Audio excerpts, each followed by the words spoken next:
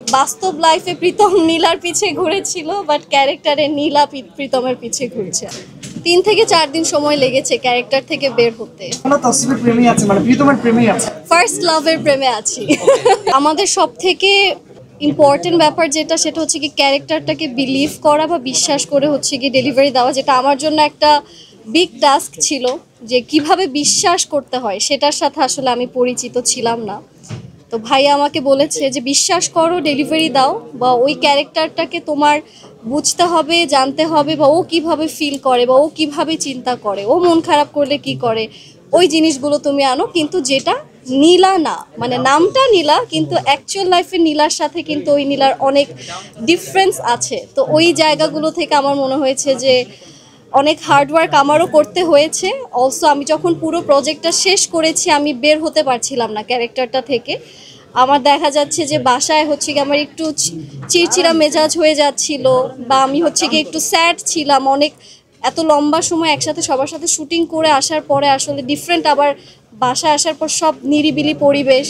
তো তখন মনে হচ্ছিল কি আমি আরও বেশি ক্যারেক্টারটাকে ফিল করতে পারছিলাম। ওই ক্যারেক্টার থেকে বের হতেই আমার মনে হয় আরও 3-4 দিন সময় লেগেছে। প্রীতমকে কেন পছন্দ করা হয়নি, কারণ আসলে আমার বাবা অনেক স্ট্রিক্ট ছিল, প্রীতমের পা ভেঙে দিত, তাই প্রীতমকে পছন্দ করা হয়নি।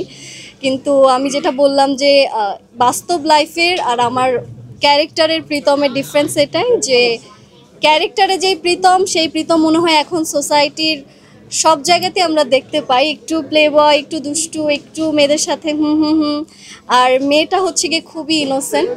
তো আমার কাছে মনে হয় যে ওই জায়গাটা থেকে অনেক বেশি মানুষ রিলেট করতে পারবে। অ্যান্ড প্রীতম এই জায়গাটা থেকেই ডিফারেন্ট, যে বাস্তব লাইফে প্রীতম নীলার পিছে ঘুরেছিল, বাট ক্যারেক্টারে নীলা প্রীতমের পিছে ঘুরছে। তো huge respect for that, for Tasif ভাইয়া, বিকজ একটা মেল অ্যাক্টর আমরা যেটা জানি যে খুব ডমিনেটিং ক্যারেক্টারে হয়, নায়করা খুব ডমিনেটিং ক্যারেক্টার হয় সেটা, নায়িকারা খুব বেশি একটা পাত্তা পায় না। বাট ওরকম কোনো কিছু আমি ফিল করি না। আমার মনে হয়েছিল যে না, আমি আমার ফ্যামিলির একটা পার্সনের সাথে কাজ করছি, and he actually made the whole environment very comfortable. And আমার জন্য যেহেতু ফার্স্ট রোম্যান্টিক ড্রামা, সো একটু হার্ড ছিল আমার জন্য।